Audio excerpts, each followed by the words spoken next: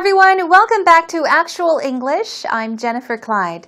It's time for lesson 375 and today's topic is the perfect job too, which means we had the opportunity to listen to what Kelly and Gareth had to say about their ideal job. Today we'll have the chance to listen to what Mary and Martin have to say about their idea of their perfect job or the perfect job for them. That would be the right way to put it. So, did you think about the perfect job for you, the ideal job for you, what you would like to do? What I found interesting was that all four of them, they mentioned that a job that makes them happy would be their perfect job. The right job for them, the right job for anyone in the world. Whatever makes you happy and brings you joy would be the ideal job. So with that in mind, let's begin by listening to today's actual talk conversation.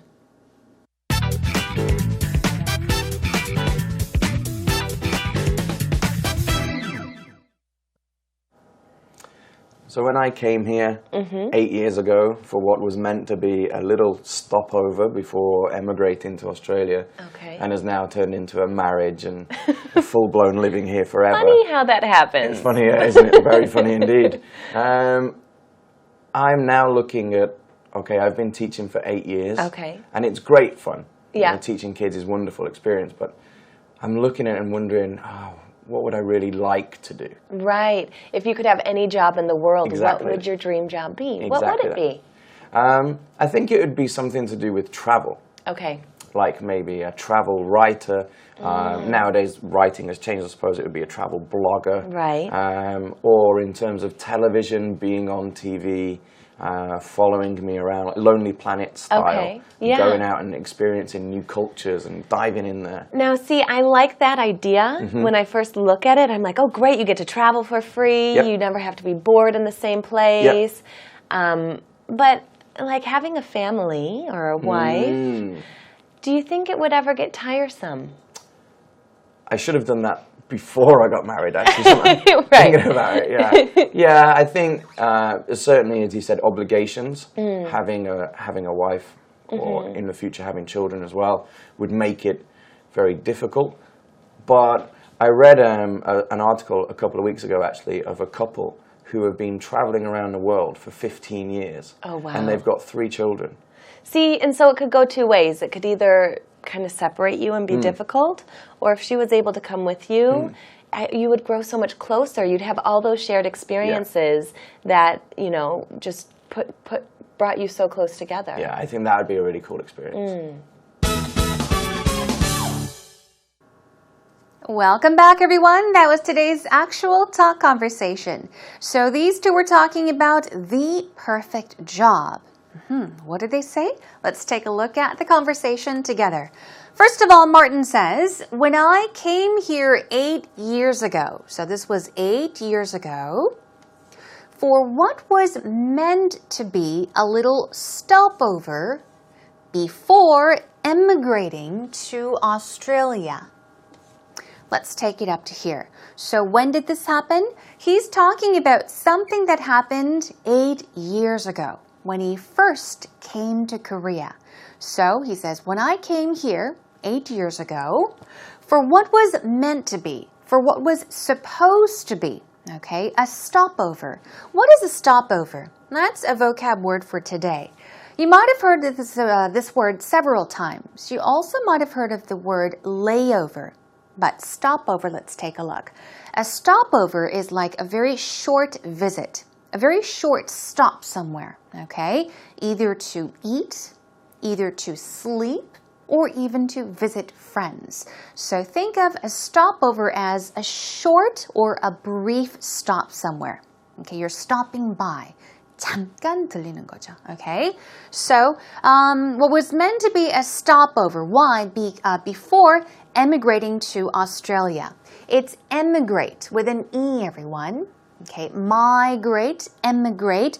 You're basically leaving one country to reside or to live or to stay in another country. You can emigrate from one country to another. So, he's saying 8 years ago, I was stopping by, okay, Korea, before emigrating to Australia. Now the and should have been taken out, but he's added that. Has turned, okay, into a marriage and a full-blown living here forever. So we've divided this sentence into two parts. He talks about what he came to Korea for. It was supposed to be a short visit, okay? A short visit before moving to Australia, but it turned into a marriage. Turn into something means to change into something, okay? Change into something. A stopover, a quick visit changed into a marriage and a full-blown living here forever. Full-blown means fully developed, complete, okay? Full-blown, 100% living here forever. And Mary says, funny how that happens. It's interesting how that happens naturally. Very funny indeed, he says. I've been teaching for 8 years and it's great fun. So he talks about what he has been doing. He has been teaching for 8 years in Korea and it's great fun. Now, he means that he really enjoys his job. He enjoys teaching children. Teaching kids is a wonderful experience, but I'm looking at it and wondering, I'm thinking to myself, what would I really like to do? What would I truly like to do? So he's saying, although he enjoys his job, he enjoys teaching children. He's been doing it for 8 long years, but he sometimes thinks and wonders. He asks himself, what would I really like to do? Okay, what would I really like to do? And then he says, right, if you could have any job in the world. Now Mary says, if you could have any job in the world, what would be your dream job? Or what would your dream job be? What would it be? Okay, now Martin says, I think it would be something to do with, something connected to, something relating to what? Travel. Maybe a travel writer. Aha. So this is perhaps what he would choose to be. He would choose to write about traveling, or he would choose to write while he travels around the world. This is what he would like to do, all right? And then he says, nowadays, writing has changed. Writing has changed a lot, and he gives an example. So, I suppose it would be a travel blogger. Aha. More than just a travel writer, he would say, I would probably be a travel blogger. Okay, he would be a travel blogger. Or, in terms of television, or in terms of, in relation to television, being on TV. Following me around, Lonely Planet style. This is just a name of a program. But he's saying that if it was a job relating to writing, he would like to become a travel blogger. Or if it had to do with a job in television or broadcasting, he would like people, like the camera, to follow him around, okay? Following him around, going out and experiencing new cultures and diving in there. Now, when you dive into something, you're starting something or you're doing something enthusiastically. You're giving something your 100%. You're enjoying doing something. So he's given us 2 examples, either becoming a travel blogger or being on television, having the camera follow him around as he travels around the globe, experiencing new cultures, okay, diving in there. Now I see, she says, now see, I like that idea. She likes that idea. When I first look at it, I'm like, oh, great.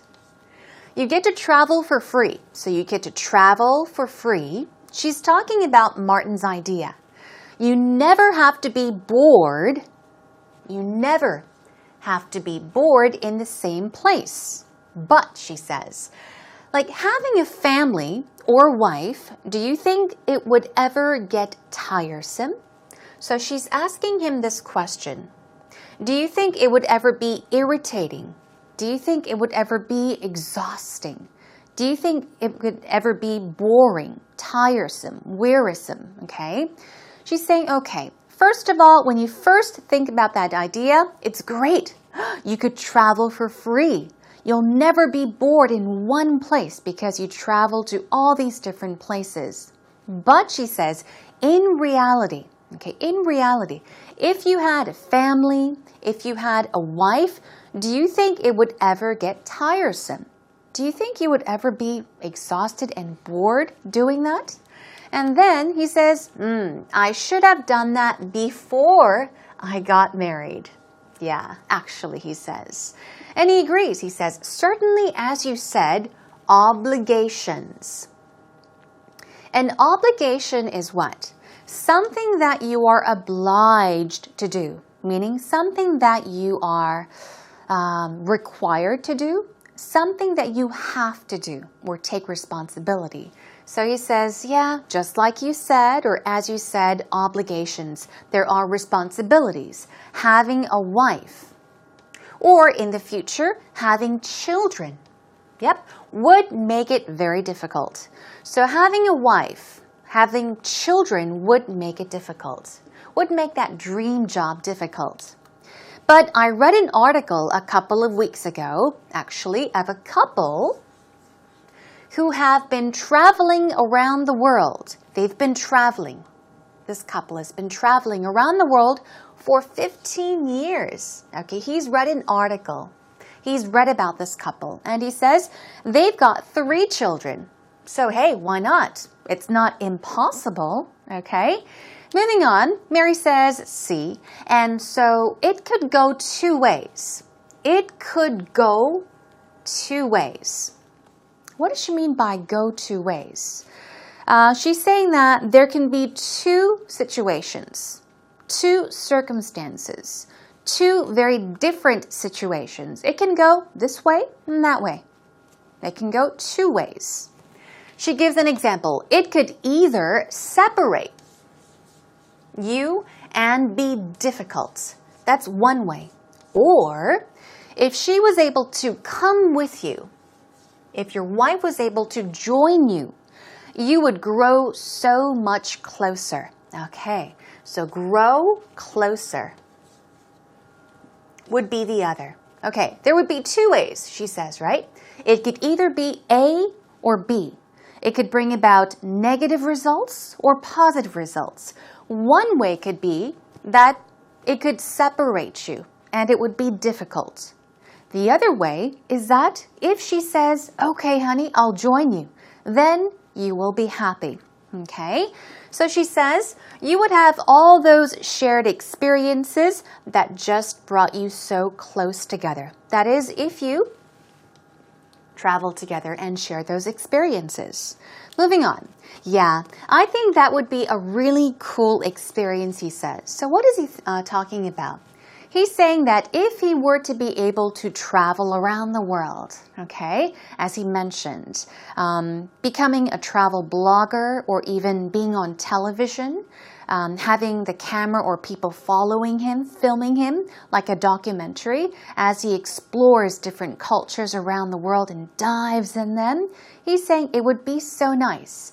If my wife agreed to follow me, if my wife agreed to join me on these trips or these travels, it would be wonderful. So he says, I think that would be a really cool experience. It sounds like a wonderful experience. That is, if your family's happy, as much as you are. Okay, anyhow, let's take a listen to the conversation one more time. So when I came here 8 years ago for what was meant to be a little stopover before emigrating to Australia, and has now turned into a marriage and a full-blown living here forever. Funny how that happens. It's funny, isn't it? Very funny indeed. I'm now looking at, I've been teaching for 8 years. And it's great fun. Yeah. Teaching kids is a wonderful experience, but I'm looking at it and wondering, what would I really like to do? Right. If you could have any job in the world, Exactly. what would your dream job be? Exactly What would it be? I think it would be something to do with travel. Okay. like maybe a travel writer. Nowadays, writing has changed. I suppose it would be a travel blogger. Right. Or in terms of television, being on TV, following me around, like Lonely Planet style. Okay. Yeah. Going out and experiencing new cultures and diving in there. Now, see, I like that idea. When I first look at it, I'm like, oh, great, you get to travel for free. Yep. You never have to be bored in the same place. Yep. But, like, having a family or a wife, do you think it would ever get tiresome? I should have done that before I got married, actually. Right. Thinking about it, yeah. Yeah, I think certainly, as you said, obligations, having a wife or in the future having children as well, would make it very difficult. But I read an article a couple of weeks ago, actually, of a couple who have been traveling around the world for 15 years. Oh, wow. And they've got 3 children. See, and so it could go two ways. It could either kind of separate you and be difficult, or if she was able to come with you, you would grow so much closer. You'd have all those shared experiences that, you know, just brought you so close together. Yeah, I think that would be a really cool experience. Welcome back, everyone. Did you listen carefully to the actual talk conversation? Okay, I hope that you now have a better understanding of what these two were talking about. Once again, we're talking about the perfect job, the ideal job. Okay, let's take a look at some vocab words taken straight out from today's actual talk conversation and then move on to 3 patterns to practice them together in more detail. The first vocab word we have for you is stopover. As you see, the stress goes where? Right there on the first syllable. It's stopover. Stopover.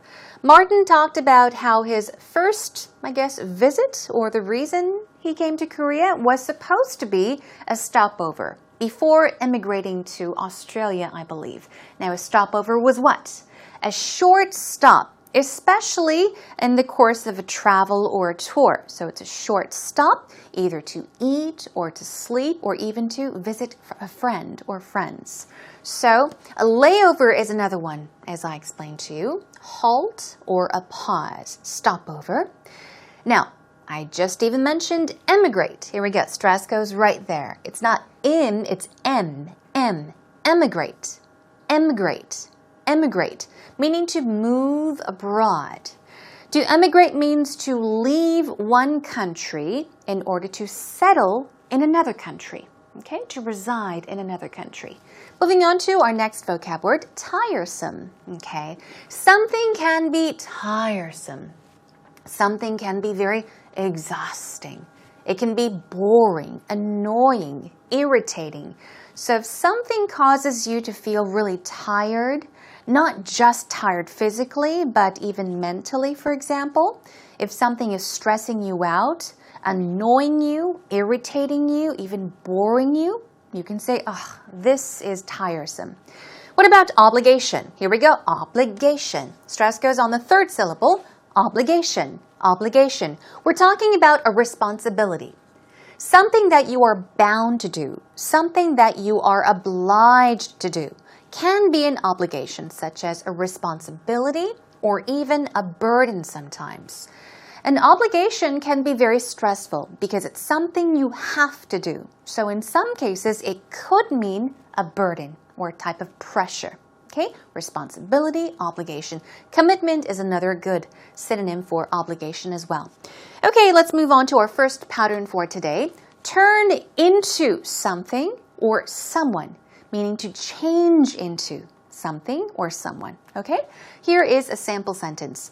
Their relationship turned into a disaster after the incident. So what are we saying?